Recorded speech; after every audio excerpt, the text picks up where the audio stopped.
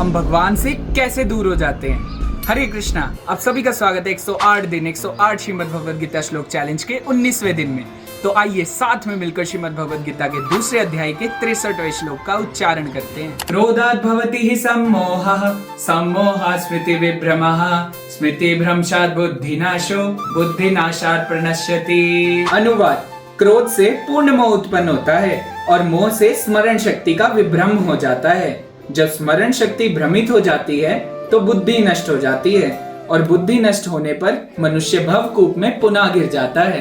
पिछले श्लोक से हमने सीखा कि कैसे इंद्रिय विषयों पे ध्यान करने से आसक्ति उत्पन्न होती है और उससे काम और कामनाओं की पूर्ति ना होने पर क्रोध उत्पन्न होता है। आज के श्लोक में भगवान आगे बता रहे हैं कि यदि क्रोध को नियंत्रित नहीं किया गया तो उसके क्या दुष्परिणाम हो सकते हैं। क्रोधात् भवति सम्मोहः, यानी क्रोध के कारण हम सभी सम्मोहित हो जाते हैं। जैसे कोई सम्मोहित व्यक्ति कठपुतली की तरह कुछ भी कर देता है, उसी तरह क्रोध के द्वारा सम्मोहित व्यक्ति कुछ भी अनिष्ट कर बैठता है। और फिर सम्मोहात् स्मृति विभ्रमः, यानी सम्मोहन की स्थिति में उसकी स्मृति भ्रमित हो जाती है। वो भूल जाता है कि पूर्व में भी ऐसे कार्य कर उसका अनिष्ट हुआ था। जैसे किसी से झगड़ा कर उसको और सामने वाले दोनों को चोट लगी थी और वो फिर से झगड़ा कर बैठता है। और फिर स्मृति भ्रंशात् बुद्धिनाशो, यानी स्मृति भ्रमित होने के बाद उसकी बुद्धि पैनी नहीं रहती, यानी इंटेलिजेंस शार्प नहीं रहती, जो कि उसने शास्त्रों के अध्ययन से अर्जित की थी।